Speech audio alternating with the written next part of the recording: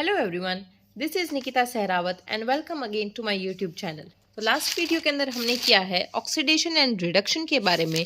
आज हम लोग स्टार्ट करने जा रहे हैं कोरोजन एंड रस्टिंग के बारे में। अगर आपको वीडियो अच्छी लगती है तो आप मेरे चैनल को सब्सक्राइब करना, वीडियो को लाइक ज़रूर करना और छोटे छोटे टॉपिक्स के अंदर कोशिश रहेगी आपको सारे के सारे जो इम्पोर्टेंट टॉपिक्स हैं वो करवाने की इजी मेथड से, ताकि आपको वो हमेशा याद रहे। तो सबसे पहले हम लोग देखते हैं कोरोजन के बारे में। कोरोजन क्या होता है? आपने ये चीज़ देखी होगी कि आपके कुछ एक आयरन के आर्टिकल्स होते हैं, या हम लोग एग्जांपल लेकर के चलते हैं सिक्के का। ठीक है, कोई भी आपके पास सिक्का होता है, 1 रुपए का, 2 रुपए का, 10 रुपए का। ठीक है, जब वो शुरू में नया नया आता है तो क्या होता है, बिल्कुल चमक रहा होता है, सुंदर सा होता है। लेकिन जैसे जैसे वो पुराना हो जाता है, कुछ टाइम के बाद में 2 साल बाद, 5 साल बाद उसका कलर कुछ चेंज होने लग जाता है, ग्रीन ग्रीन सा कलर होने लग जाता है। तो वो जो कलर होता है वो किस वजह से होता है? क्योंकि इसके अंदर जो हमारा मेटल होता है, ठीक है, हमारा कॉपर है, हमारा जिंक है, हमारा जो भी मेटल होता है वो क्या करता है, ऑक्सीजन के साथ में, मॉइस्चर के साथ में और वाटर के साथ में रिएक्ट करता है। यानी कि एयर के साथ में भी वो रिएक्ट करता है, और रिएक्ट करने से जो वो मेटल है, जब वो मॉइस्चर, एयर, वाटर किसी भी चीज़ के साथ में रिएक्ट करता है तो वो उसके ऊपर एक लेयर बनानी शुरू कर देता है ग्रीनिश कलर की। ठीक है, उसका कलर चेंज करना शुरू कर देता है, और वो जो कलर चेंज होता है उसको हम लोग क्या बोलते हैं? उसको बोलते हैं हम लोग कोरोजन। ठीक है, यहाँ पर हम लोग अपनी बुक में देखेंगे कि कोरोजन क्या होता है। ये देखो कि जब iron articles are very shiny when new but get coated with a reddish brown powder when left for some time. जब हम उसको कुछ टाइम के लिए छोड़ देते हैं तो उसके ऊपर रेडिश पाउडर आना स्टार्ट हो जाता है। जो रेडिश पाउडर आता है उसको तो हम लोग जंग बोलते हैं ना, उसको हम लोग बोलते हैं रस्टिंग। जो आयरन के ऊपर रेड कलर आ जाता है उसको बोलते हैं हम लोग रस्ट। ठीक है, और उस प्रोसेस को क्या बोलते हैं? रस्टिंग बोलते हैं। ठीक है, some other metal also get tarnished in this manner. उसको तो आयरन के साथ में जो हुआ उसको तो हमने रस्टिंग बोल दिया, उसको तो हमने रस्ट का नाम दे दिया। लेकिन और भी तो दूसरे मेटल्स हैं जिनके साथ में चीज़ें होती हैं। तो आपने कॉपर या सिल्वर के ऊपर देखा है, जैसे कि आपके पास सिल्वर ज्वेलरी आप लेके आते हो, आर्टिफिशियल ज्वेलरी।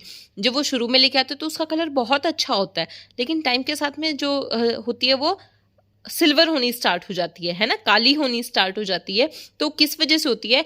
क्योंकि when a metal is attacked by substances around it such as moisture, acid etcetera, it is said to corrode and this process is called corrosion. जब ऐसा होता है तो हम लोग उसको क्या बोलते हैं कि कोरोजन होना स्टार्ट हो गया है। क्यों? क्योंकि जब वो मेटल है वो मॉइस्चर, एसिड, वाटर, ऑक्सीजन किसी भी चीज़ के साथ में जब वो कॉम्बिनेशन में आता है तो इनकी रिएक्शन होती है। ठीक है, जिसकी वजह से उसका कलर चेंज होना स्टार्ट हो जाता है।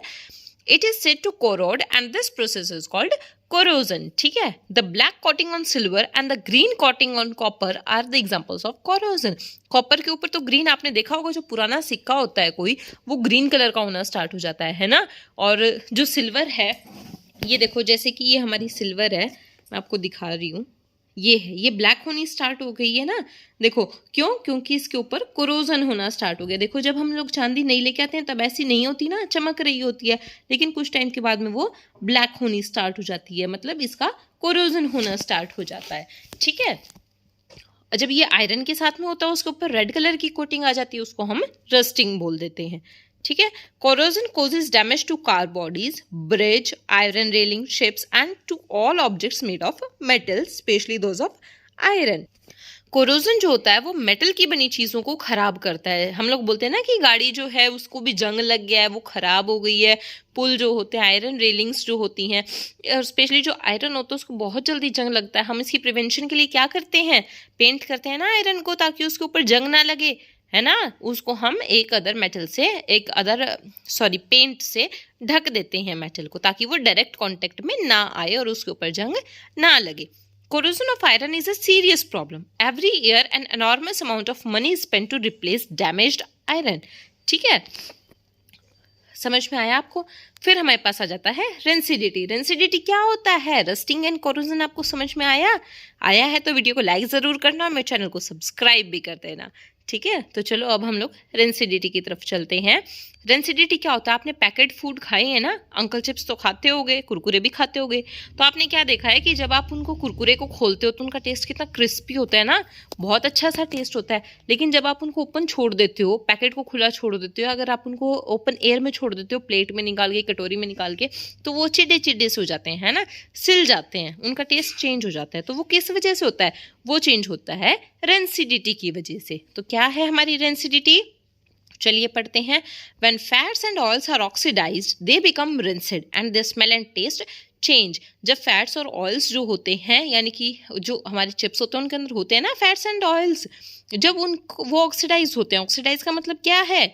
जब ऑक्सीजन के वो रिएक्ट करते हैं ऑक्सीजन के साथ में, ऑक्सीजन उन्हें मिलती है तो वो रेंसिड हो जाते हैं और उनकी स्मेल और टेस्ट जो है वो चेंज हो जाता है। Usually substance which prevent oxidations, जिनको हम एंटीऑक्सीडेंट बोलते हैं, ये हम उनके अंदर डालते हैं फैट्स एंड ऑयल्स के साथ में, ठीक है। Keeping food in air tight container help to slow down oxidation. हम कोई भी चीज़ होती है उसको एयर टाइट कंटेनर के अंदर रखते हैं ना, इसलिए रखते हैं ताकि वो सिले नहीं, वो ठीक रहे, कुरकुरी रहे, है ना, ताकि उसकी ऑक्सीडेशन ना हो। अब आपको ये पता है कि जो चिप मैन्युफैक्चरर्स होते हैं वो किस गैस का यूज़ करते हैं? अपने जो पैकेट होते हैं कितने फुले फुले होते हैं ना, तभी तो उनका टेस्ट इतना क्रिस्पी रहता है।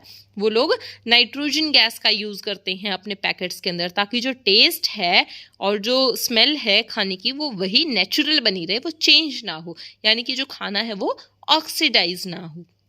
ठीक है, आपको रेंसिडिटी समझ में आया, कोरोजन एंड रस्टिंग समझ में आया। बहुत ही ईजी सा टॉपिक है। मेरे चैनल को लाइक ज़रूर कर देना और सब्सक्राइब भी कर लेना अगर आपको अच्छे से समझ में आए तो, ठीक है। फिर हम लोग करेंगे इसके क्वेश्चन एंड आंसर्स, ठीक है। मेरे को कमेंट करके ज़रूर बताना आप लोग।